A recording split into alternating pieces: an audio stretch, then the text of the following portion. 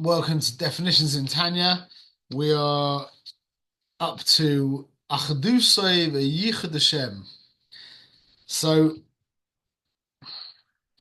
we're getting to the end of, well, we're in the middle of Aleph, but we could spend a long time talking about Achdus Hashem. And there's a whole bunch of very helpful mashalim um, that we'll try and skim through. But obviously, this is a massive subject, and it demands a lot of time of study. It really does. So we'll just try and mention a few points. We'll try and get through the main ideas. At least skim through the main ideas in this 35-40 minute session. B'ezrat Hashem. Okay, so I suppose the first thing to understand is that when Avraham discovered, well, we say that Avraham brought monotheism to the world, yeah? So the way that I've understood it from a Manis is that isn't true. There were a lot of people who had one God before that. What Avraham brought to the world was Einod Milvadoi. He was miscovered to the Indian that there is nothing else. There is no other. Meaning, see, this idea of like feeling close to Hashem is such a concession to us, because when we feeling close to Hashem, you think you're not of Hashem, you think you're something other than Him. What, there's some other substance in the world that you're made of, and then there's God, so you can feel close to Him. That's a very important idea, that Ein Od Milvado means not just that God, there's a one God, not that He's not made of parts, but that there is nothing else. There is nothing else. Even though it appears that there is something else, there is nothing else. Ein Od Milvado. So we've got a whole bunch of mashalim that we can get through. And I think I'm going to use the first. Don't forget, there's the whole Shai Yichud Ve'emunah, which is dedicated to explaining Achdus Hashem. So we'll do that, and that Gabriel, that will teach you something about Kriyas Yamsuf as well, because he uses Kriyas Yamsuf in Shai Yichud Ve'emunah. Um, and um, and then we'll mention some other ideas with Hashem. Okay, so the two main well, the first thing, the Rebbe speaks about Achdus Hashem in chapters 20, 21, 22 in the Tanya, the first place. And where he goes in those chapters is the idea um, of let me see, is the idea of Oisius. And I suppose to boil it down, what we'd say is like this. Well, we'll paint the picture that he says. You have a, we'll go the other way. You have a tithe. You see a piece of cake that looks delicious. You see it, yeah? Now you recognize that it looks delicious, and you immediately recognize that it makes sense to want it. Now, at this point, you don't actually want it. All it's done is it's come into your consciousness. 5 seconds ago, you never saw this piece of cake. 5 seconds later, you're now looking at this cake. You're staring this piece of cake straight in the eye. Yeah. And before you have a tiver that you want to eat it, it's fallen into your consciousness. That's a level. Yeah, that's now a level. The fact that it fell into your consciousness is a level of you have a relationship to this piece of cake. Now that experience, or that hakara, that's really what it is, a recognition, that now falls into the heart. And now your heart responds to that recognition and says, you know what, I want to eat the cake. But it doesn't actually say it. It just wants it. Like when you've got a little baby, like a kid who doesn't know how to speak, yeah, like a 6-month-old baby, yeah, you'll see they'll want something. They'll go like, they want something, yeah, but they don't have any language to express their want. So that's a level of taiva that's without letters. Now that was just to explain it by a child. Now, in a normal human being, what will happen is once that taiva kind of formulates, which is without letters, it falls into machshava, into thoughts, which is with letters. That's called oisius duckus. Yeah, subtle letters. Yeah. Now we start to think about it. So the first thing is you recognize that it exists. The second thing is now you want it. The third thing is now you start thinking about it. Now it could be that you'll start talking about it. Now it could be that you'll go out and try and actually get it or eat it. But the level between, now this is really important, is the separation between each level is basically infinite. So for example, it boils down to a word, yeah? So if I speak one word, I could speak forever, yeah? I mean, as long as I don't die. My koyach of speech, one word compared to my koyach of speech.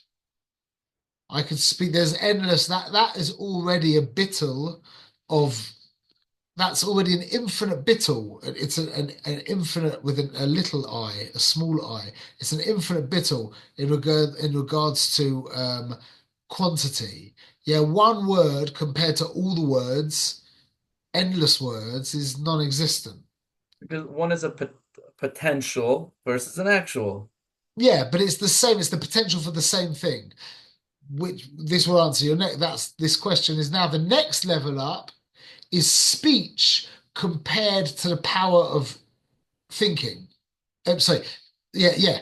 Speech compared to the power of thinking. So when you think about one word in relationship to one speech, one word of speech, in relationship to the fact that you can speak forever, yeah, that is a quantitative bittle. It's a bittle of one to an infinite number.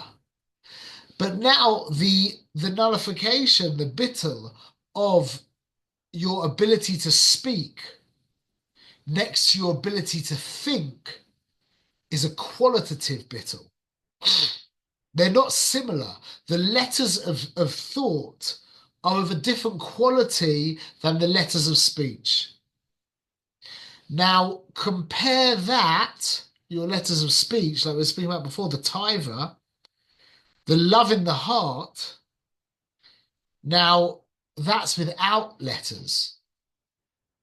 So your ability to think in relationship to your ability to want something is an infinite difference because one they're qualitatively completely different.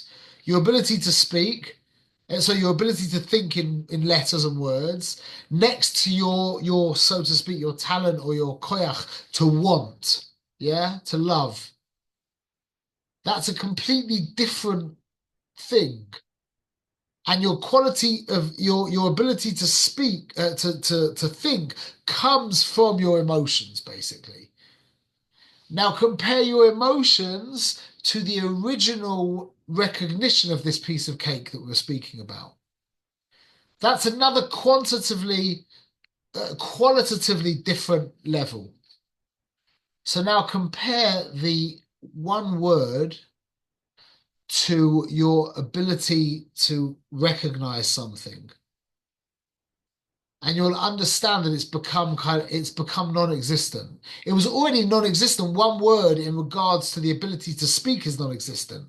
But when you compare the ability to speak to the ability to think, which is a different quality of letter, it's gone again. But then when you equate the ability to think to the ability to feel, which is going beyond letters, it's another qualitative bittle. When you compare the ability to feel next to the ability to recognize, which is not thought, that's just awareness, that's another qualitative bittle.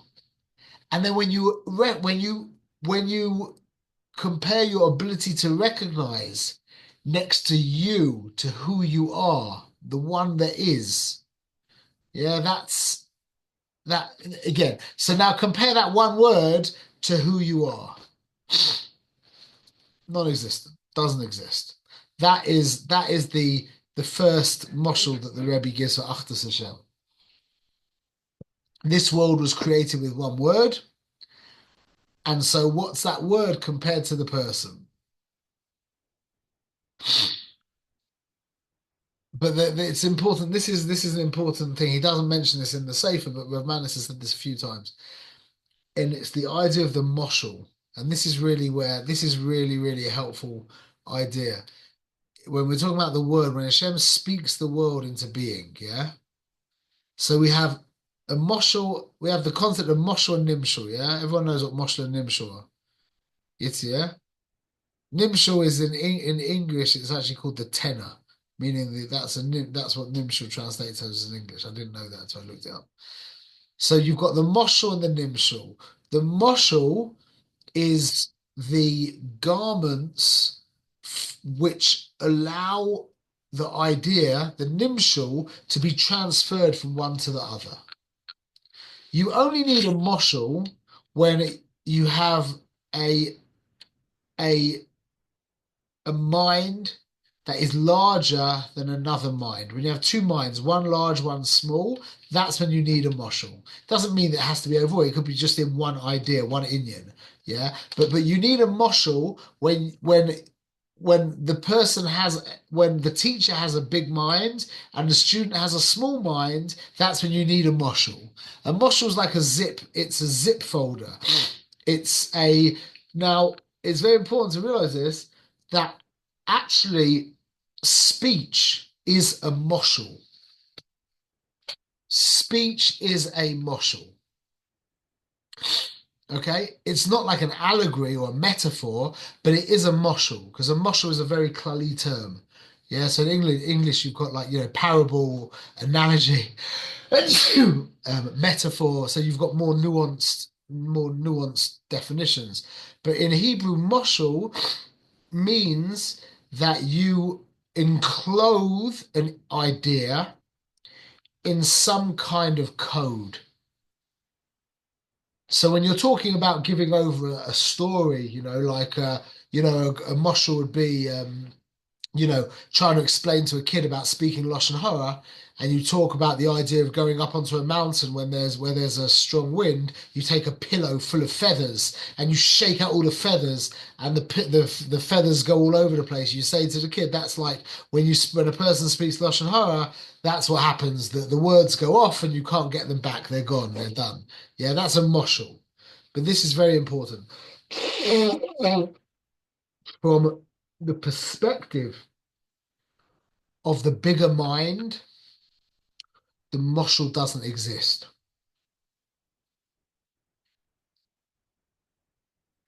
So when you've got a high level physicist trying to explain to me about quantum mechanics, yeah, quantum fluctuations, and he starts talking about what's the example? Good example is like dancers. He gives you the example of like dancers on a stage, and when you look at them, they start doing something different. When you turn away, they change again. When you look at them again, they start doing something different. So in my mind, in the minds of the cotton, yeah, I've got a stage, I've got dancers, I've got me, I've got the power of seeing, I've got all this stuff going on, yeah. In the mind of the teacher, there's quantum particles, consciousness, quantum fluctuations, the potential field, or whatever else, yeah. He is not cognizant of in his mind that moshul the moshul basically begins when the words leave his mouth. So to him the moshul dissolves. To him there is no moshul. So from Hashem's perspective, this world is speech. What's the nimshul of this world? If the world is speech, what's the nimshul?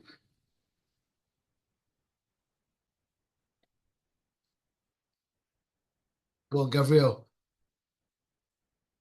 If the world is speech, If the world is the moshel, the world is speech. The world is made from speech. So the world is a moshel. What's the nimshal? What's it a moshel for? Ratzon Hash- It's a moshel for Hashem. Ratzon Hashem. For Hashem. I mean, Ratzon, it's not really a moshel for Ratzon Hashem. His Ratzon is really a level of the moshel. It's a moshel of Hashem. That's what this world is. He's giving himself to another element of himself. So from his perspective, there's really nothing other than him. That's Ani Hashem Lo Shanisi. He's the moshel. So you'd say, but he's giving himself, the moshel, to us, to another.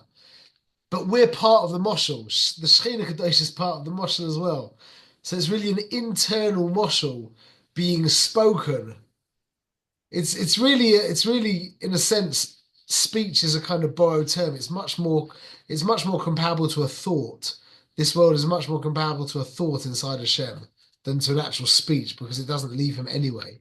But so that's another very powerful way of understanding Achdus Hashem, that it's Hashem speaking a moshel, and to the one who gives a moshel, the actual garments of the moshel dissolve to the nimshal. He's the nimshal, so all you have is the Rabboni Shalom. Is that clear? It's quite simple. It's very amazing. It's quite simple. Okay.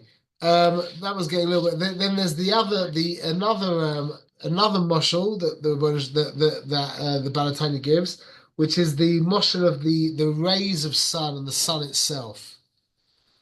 So this world is comparable to the rays of the sun, and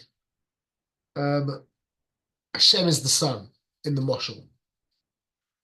So, do the rays have any independent existence? Do they have any independent existence of their own?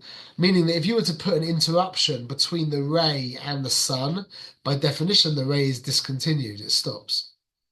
So that's a kind of a simple way of understanding that's a more simple moshel, that it's a dependent reality. It's so dependent, that it can't be said to have its own existence in any way.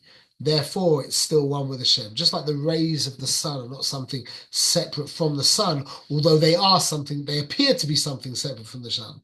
Okay? Is that clear? Okay, now this is one of my favorite ones. Now tell me, everyone, just tell me what you see here. What do you see? This is my phone, by the way. See, what people would say is you see my phone. Yeah? But really, you're not seeing my phone at all. Because why? Because my phone just sits there on the table. My phone does not move. So what are you seeing? When you're seeing me throwing this up in the air, you're actually seeing my energy being revealed to you through the phone. That's what you're seeing. You're not seeing the phone at all. The phone doesn't exist. The phone is completely irrelevant right now. I could be throwing up my phone. I could be throwing up my pen. What you're seeing is my energy enclosed in something. And the minute my energy runs out, the thing falls to the floor. Now, the Rebbe uses the example, in Yana Diyoma, the Rebbe uses the example of Kriyas Yamsuf. Yeah? So now, Yamsuf, so the nature of water, this is an important word. The nature of water is that it flows downwards and it levels off. That's the nature of water. But water also has an existence. This is a very trippy idea, but it's really cool. Is you have to make a distinction between what we call kiyum and chius in Hebrew, which in English would probably be existence and life. Or what was the word I just used for the nature? Life and existence and nature. Existence and nature. Now they're not synonymous. So it's very funny to think this, but water has an existence and it has a nature.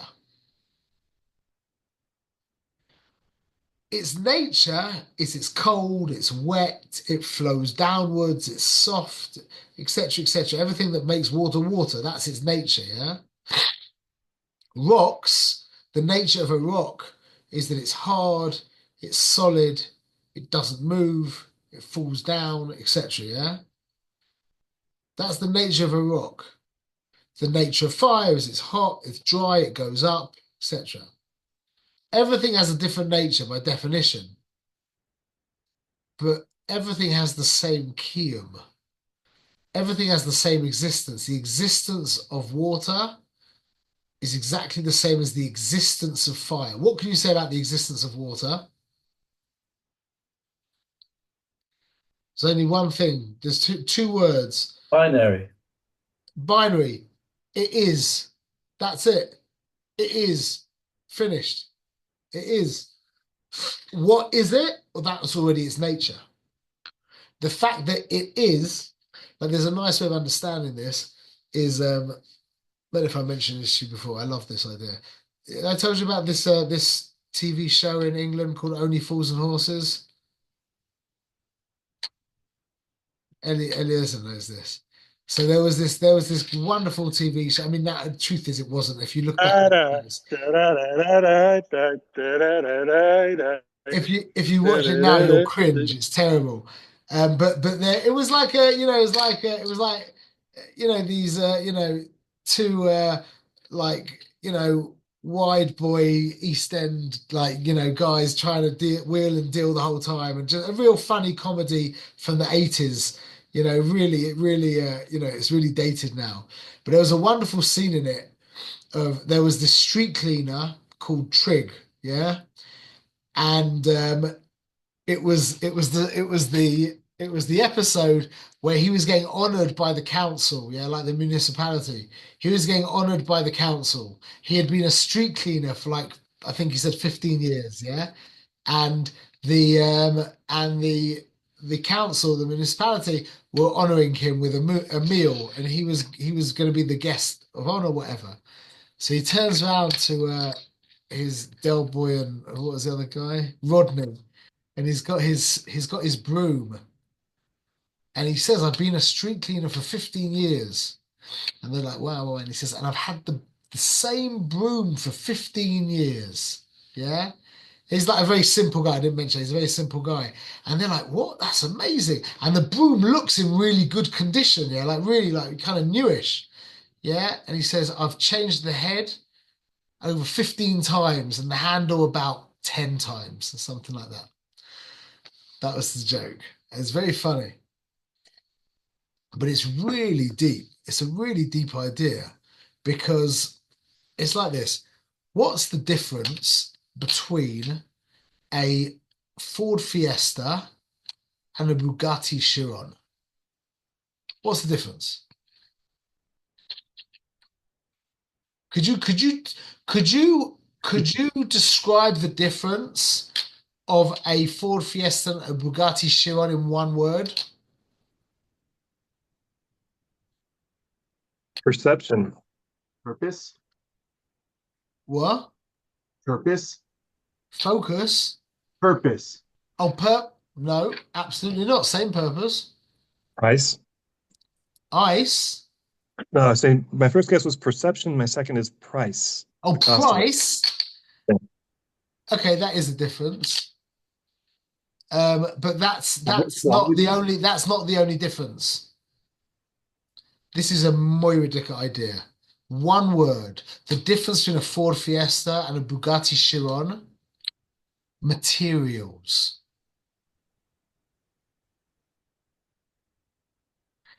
Four wheels, an engine, seats, an exhaust. The difference between a Bugatti Chiron and a Ford Fiesta is materials. That's not true. That's not I'm saying it's materials and concept. It's a car. Branding. It's a different. It's a car. The materials give it a different brand. It might even be the same materials. You never know. Listen. You'll understand as we go right, yeah. That's called Olam Asiya. But what I'm trying to say is these two vehicles are cars. When you say what's more of a car, a Ford Fiesta or a Bugatti Chiron? One's worth $8 million, one's worth $10,000, yeah? They are as carish as each other. Neither of them are more of a car, yeah? The difference in them is on a very, very external level, yeah? Now, what's the difference between a car and a boat? Now, that's not materials. That's now a conceptual difference. A boat is a different concept to a car. Yeah? Now, which one is more of a vehicle of transport? A car or a boat? Same. Tov. So now let's compare a car and a boat to a horse. Now, again, if you want to call it as a mode of transport, a horse is the same thing. Yeah. Now, basically, what we're talking about here is stripping away conceptual levels of the thing. So the lowest level, which is the level of a seer, is just the difference in how it's made. Yeah, that's materials. But as we go up a level and we strip away all the materials, now we get to the concept of the car. Yeah? But if we strip the concept of the car away, now we get to the concept of transportation. Now you throw in aeroplanes and helicopters and motorbikes and hovercrafts and spaceships and etc. Yeah?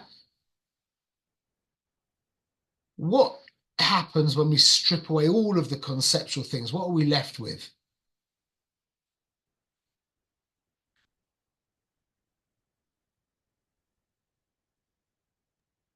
Ratzon? Well, mate, it is. That's the most foundational level of everything, it just is. At that level, all of creation is the same. You with me? Gabriel, you got that?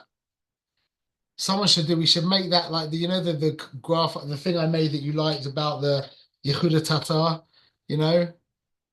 with the Google and YouTube and the whole thing.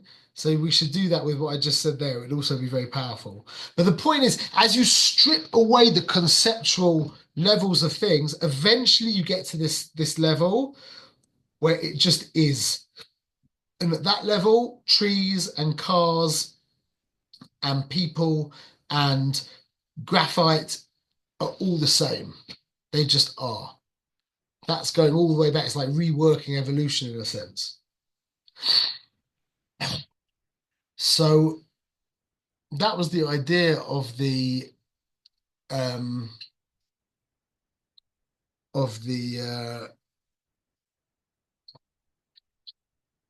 oh, we went off on a long tangent. Back to Kriyas Yamsuf. So now that was just a deep insight into the difference between its nature and its existence. It's chiyus and it's kiyum. Okay, on a level of kiyum, everything is the same and everything has a different nature. Yeah. So the nature of water is different to the nature of stones, but its existence, it shares in the same existence. Now, if we look in the Parsha this week, it's exactly what the Rebbe speaks in the Parsha this week. How did Hashem make the Kriyas Yamsuf? What do the Psukim say? Through his nostrils. But what? Okay, but what would he do with his nostrils?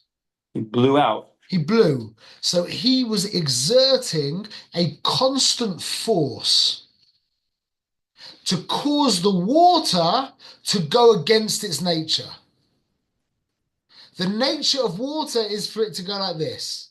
So he had to exert, so to speak, Hashem had to exert a constant force, a wind, it says, that kept going, yeah, to make the walls of the water like this. And if he stopped with the wind, the Kriyas Yamsuf would have gone back. Yeah? Now the Rebbe explains this. So now he makes the Kal V'chomer. What's more foundational? A material's kiyum or its chiyus? Its existence or its nature? Which is more foundational? Existence. Existence. What's more of a chiddush? Obviously, its its existence is an infinite chiddush, because from non-existence to existence is an infinite gap. Once something exists, now it's going to be wet, it's going to be cold, it's going to be hot, it's going to be fat, it's going to be thin, it's going to be hard, it's going to be soft. Those are now much, much smaller differences. Once something exists. That's like the 0 to 1 and then 1, 2, 3, 4, 5. Exactly. Exactly. It's the difference between Bria and Yetzira. Bria is Yesh Me'ayin. Yeah, something from nothing. That's massive.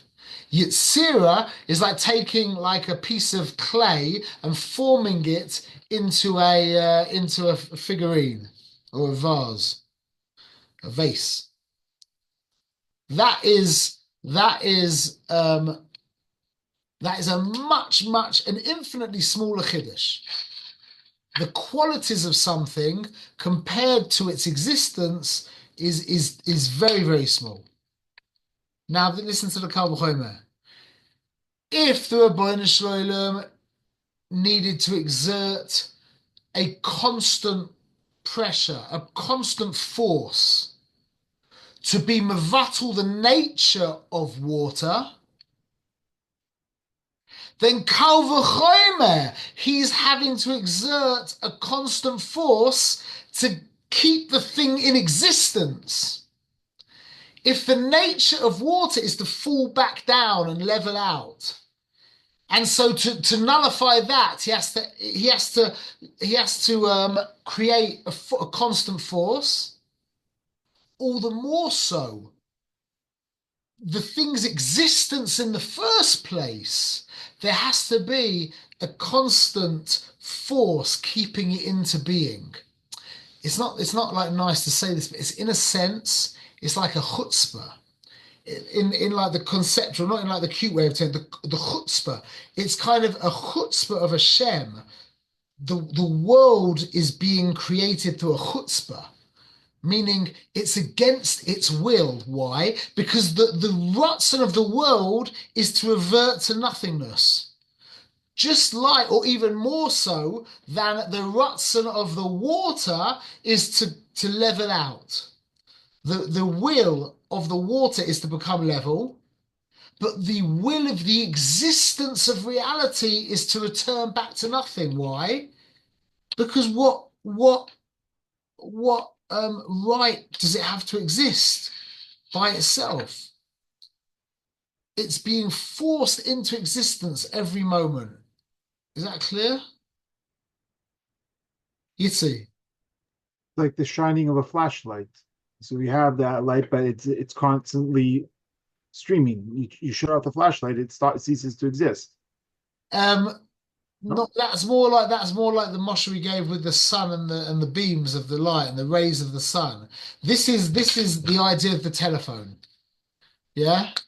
Meaning what you're seeing here is my energy. So, but this is the trip.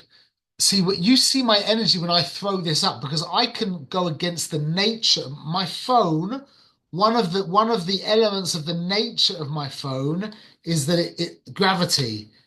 This is shy to gravity.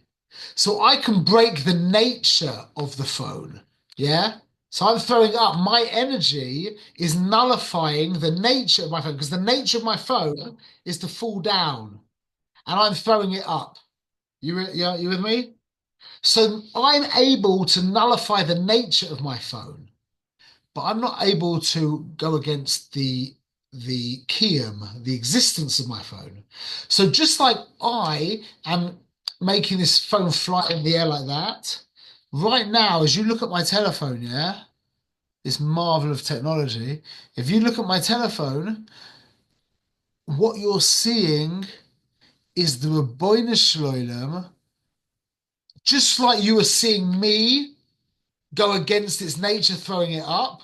You're seeing right now the Rabbeinu Shloim going against this phone's nature and making it exist.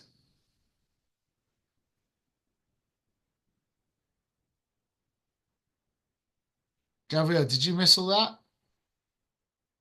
Fortunately, someone came over. I missed some of it. Yeah. I thought you should get. So that was the Chris Yamsuf bit. I'm not going to go over that again. Oh, yeah. But Gitty, you got that? Jonathan, you got that? Not quite. I don't think they got it, so I think we need a chazara. I'm going to say what I'll say it again. I think we're in a good place to understand this. This has taken me a long time to try and to chap anyway. We've got two things going on, yeah? We've got the nature of my... I'm going to talk about my phone. We've got the nature of my phone and the existence of my phone. Okay? Part of the nature of my phone is that it falls down. That's the nature of my phone. It falls down. Yeah? So now I can throw my phone up, and in a sense, I'm breaking the nature of my phone. I am discontinuing using my force. I'm discontinuing the nature of my phone because my phone just falls down by itself, and I'm throwing it up. Yeah. Now, what's a bigger chiddush? The nature of my phone or the existence of my phone? As we said, the existence of my phone. Now, just like I'm throwing my phone up and now you're seeing me through the phone, just looking at the phone itself is witnessing the Rabbeinu Shloim causing it to be. Forget that he's giving it a nature, he's doing that as well. But he's forcing this phone to be with his will. He is causing it to be from something to nothing because its natural state would be to not be. It comes from nothing, so its natural state is to not be. So Hashem is having to, so to speak, having to exert energy to cause this to be, to not stop it reverting to nothing. Just like on the next stage, I'm throwing my phone and I'm so to speak breaking the nature of my phone by enclothing it in my energy. And this is, I'll just tie it back again to Kriyas Yamsuf. This was the whole point of Kriyas Yamsuf, and what we learned from Kriyas Yamsuf is that the nature of water is to flow down. So Hashem had to exert a constant energy on the water to break its nature to flow down. So How's that? yeah. How's that manifest in terms of the maintenance of a neshama of a yid? Oh no, don't go there. Let's try and get this first. Let's not talk about that. Sorry, Jonathan. But the blowing of the wind caused the walls of the water to form against its nature, meaning Hashem, so to speak, had to exert a constant energy to break the nature of the water. Now, the nature of the water is anyway a condition attached to the existence of water. The fact that water is wet and flows down is Hashem's opinion. Water could have been green, it could have been orange and go up. Could have been whatever Hashem wanted it to be. So the fact that Hashem had to exert a constant energy to be mevatel the nature of water, which is an imposed condition on the metzius, on the existence of water, kal v'chomer, to cause it to be in the first place takes a constant energy. If it wasn't for a constant energy that Hashem was exerting to make this be, it would revert back to nothingness. Therefore, how real is this? Just like when you're looking at the screen, it's really a good example. You're looking at the screen right now, yeah? You're seeing me. How